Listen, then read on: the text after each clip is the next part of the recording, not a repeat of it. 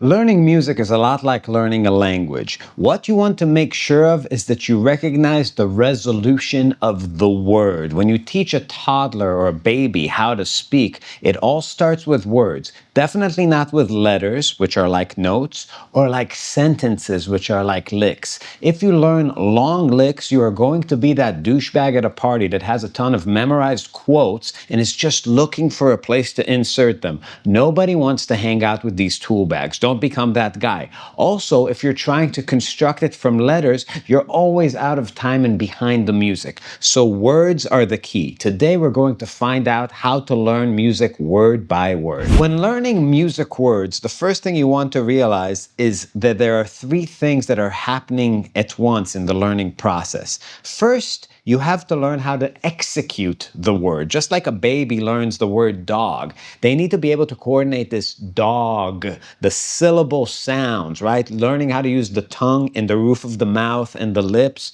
and everything that's involved with making a sound. On guitar, we have to learn our fingers. So when I take a mode or a scale or anything, the first thing is slicing up and chunking the information into something that I could do physically, right? So let's take a word that Alan Holdsworth uses all the time.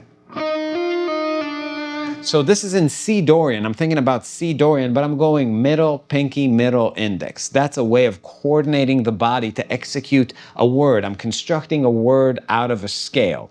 I can move that around.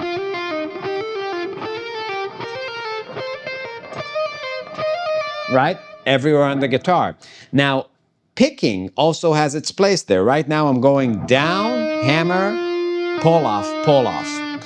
Okay, now these music words, they have meaning too. Not actual meaning like dog, but they have meaning in the sense that you can use them in a context in many ways. Now, when you hear somebody playing a long line, you have to realize that to you it may seem seamless, but to the player, it could be 12 or 15 things. We construct our sentences out of smaller chunks, but not the smallest chunks. It's not like you're just seeing the letters and forming the words and then forming the sentences. A lot of the time, especially when you're playing fast, the words are pre-made, but the rhythms are continuous. So you as the audience don't know how they break apart into smaller physical motions. But 3, 2, 4, 5-note groups exist in everybody's playing. And when you break it down, these are muscle memory patterns. So as I said, the first layer is executing a word, a scale meeting a rhythm, meeting a physical gesture and a physical motion. The second thing is understanding its meaning, right? Recognizing the chunk, like this is a word and this is a related word, but it's not the same. It's not the same point in the scale. You have to see it as a separate entity. And then the third thing is understanding context. Like you can have words like, man, I love dogs, or you can say, dogs ate my father. Both sentences use dogs, but the context made them mean very, very different things. So now let's learn how to use this simply over a track.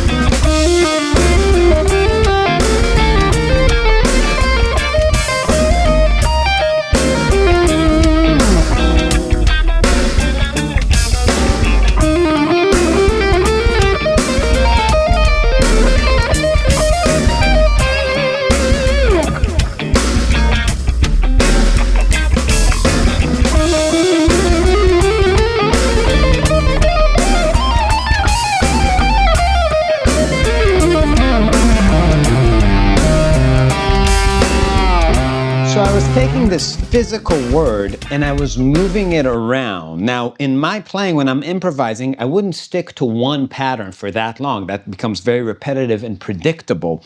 But you do see the power of this. Now, the main thing that you want to be sure that you're doing when you're practicing is you want to do things that are scalable.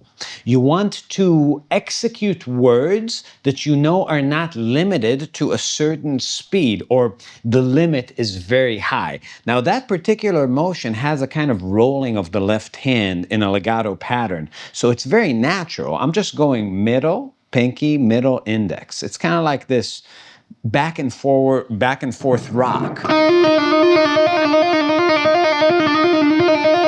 But if I have to do something like ring, pinky, middle, index, a real tongue twister, I know that I'm not going to be able to execute that word very quickly, like that 30-second note level.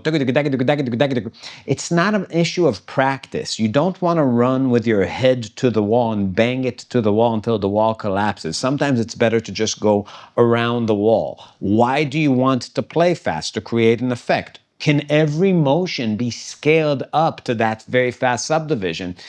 Maybe by some freak, but if you have like, normal ability, you have to maybe be a little more careful and weed out the bad motions, the ones that seem like so far away. So a great way to measure whether a motion is going to work is try to do a burst. Try to do it one time and see how it feels. So on that tempo, so, ka, do, ka, I can't even do it once.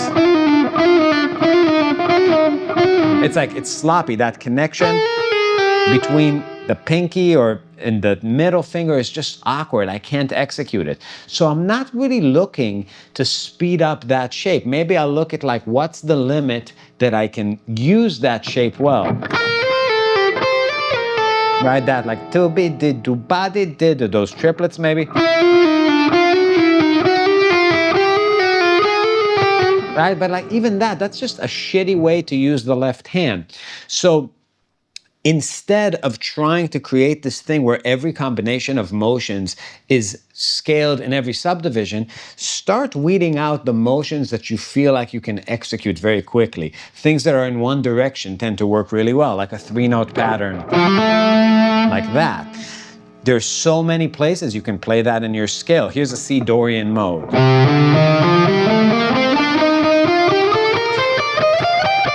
If you can see those notes, see how many places you can use that kind of motion. So to me, the motion is index, and then either of the inner fingers, either ring or middle, and then pinky. So 3-note patterns. I can mix and match the pattern that we talked about, this 4-note pattern, with this pattern. Now I'm combining 2 words. Word 1, word 2. It's a 7-note word, right? 4 and 3. 1, 2, 3, 4. 1, 2, 3.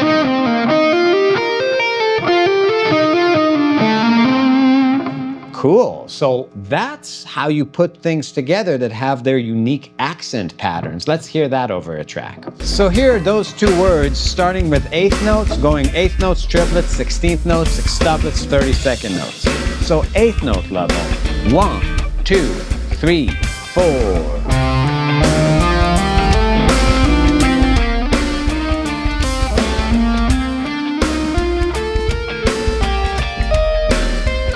Triplets.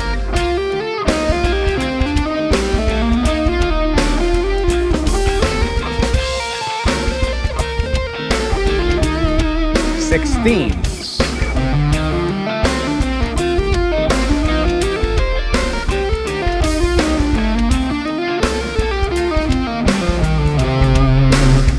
After you get technical command of the word, after you learn how to execute it with your body, with specific picking, with specific hammer-on and pull-offs, you don't want to break it up and learn it musically in different places. This is not that. Those things roll off the tongue, so to speak, differently. What you want to do is take that pattern and move it through a scale. It could be Dorian, some sort of symmetric diminish. But you want to keep the motion intact. You want to treat the words like physical units to where when you're playing quicker, you can string them together. Now, after you get command of some 4, 3, and 2-letter words, you want to look at slightly longer words, like a 6-word thing. Here's a 6-word thing.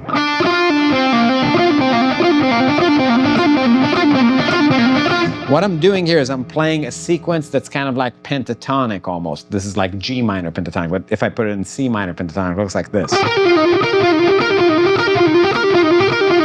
I'm picking it in a very specific way. I'm going down, up, pull, hammer. So I can move it through pentatonic, through Dorian.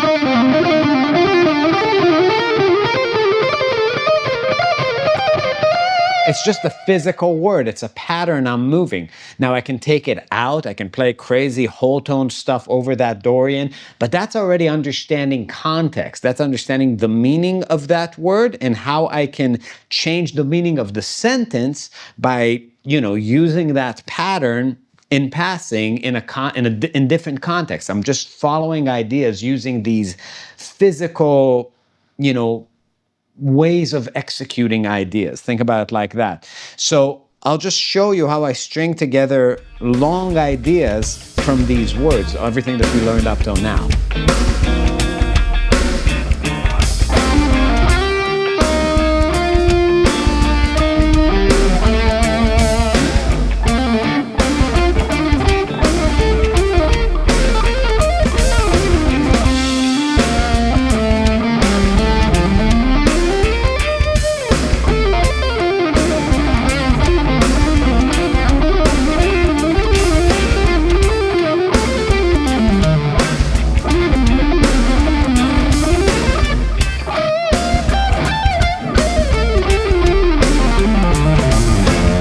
Able to string together these very long ideas that seem like one run, one unit, but they do break up into physical chunks when I'm thinking about them. I have these short, learned muscle memory type motions that I'm able to carry in time and take sharp turns through these harmonic systems. So what you want to do is really know your scales, really know what you're going for. If you're superimposing scales, really know those scales. If you're superimposing arpeggios, really know those arpeggios and have things worked out that you can move around. And the idea is to be able to make them fit in time in a way that's seamless. So what you want to practice is displacing things to where when you are starting on, let's say, the second 30-second note, it doesn't throw you off. So a great way to do it is just double up a note. What do I mean by that? Let's say I just have a 16th note pattern. Look at where my foot is. If I double pick one note, it will slide the pattern over. 1, 2, 3, 4.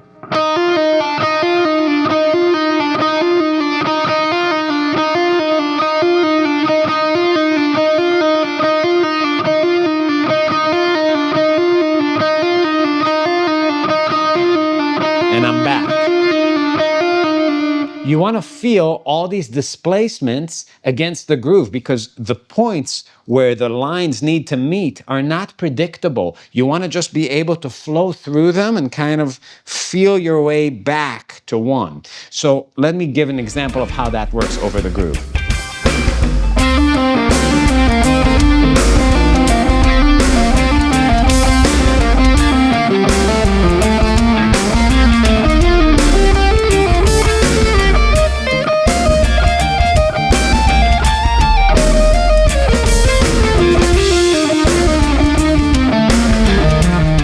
Practicing this way, you're not going to get thrown off by the nooks rhythmically that you find yourself in while improvising. Meaning if you're using that 16th or 32nd note subdivision, the groove is choo, ka, choo, ka. You want to hear takadimi, takadimi, tatakadimi, takadimi, tatakadimi, takadimi, tatakadimi, takadimi, takadimi, takadimi, takadimi, takadimi, takadimi, takadimi. You want to sort of go into these places where it feels kind of like you're getting lost and work your way out of it. Just land, stick the landing. Think about like juggling machetes because you throw them and it's super exciting to see them in the air because they're dangerous, but you suspend your judgment of whether that was good or bad juggling until the dude catches them and finishes the stunt, right? But if at the last moment, one of them goes down and chops his hand off and he's like squirting blood everywhere, you're not gonna think that was good juggling, right? You're gonna think, that's fucking crazy. It's horrific. perfect. And that's what it's like to not stick a line. It doesn't matter how great you do, you have to kind of hear your way to the end. Now with fast playing, let me give you a pro tip. The secret is to hear 16th notes as 16 notes, not as 4 beats divided into 4. 32nd notes are 32 notes. So if you have this like, that's how you want to hear it. It almost creates this thing where it's like shooting an arrow to a target, like, right? Like it has this arch to it rather than that feels not as tight and not as leading to a place in time. Let me demonstrate that. So I'm trying to feel a long unit here, like 1, 2, 3, 4, 1, 2, and on it I'm feeling like and it kind of has this feeling of shooting it.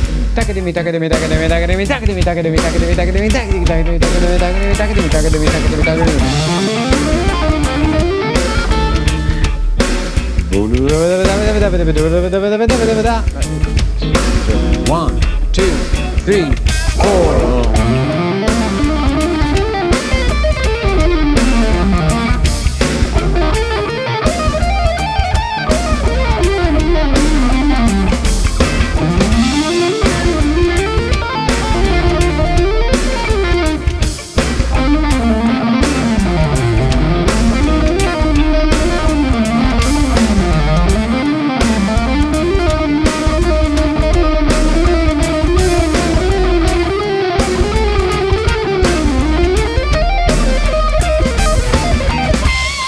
So when you get this down, what it really feels like is that you have command of the word and you're just rhythmically aiming at the idea, just like I'm talking right now. I'm using these words to express an idea, and I'm not even sure when it's going to come to a conclusion, when the point of rest would be, but I sort of see the light at the end of the tunnel. That's how you need to treat one. It's kind of like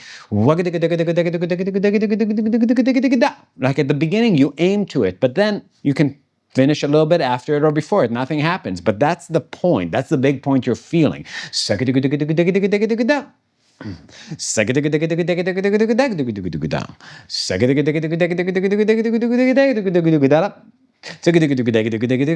But everything on the way there are units that I have physical control of that are working together seamlessly.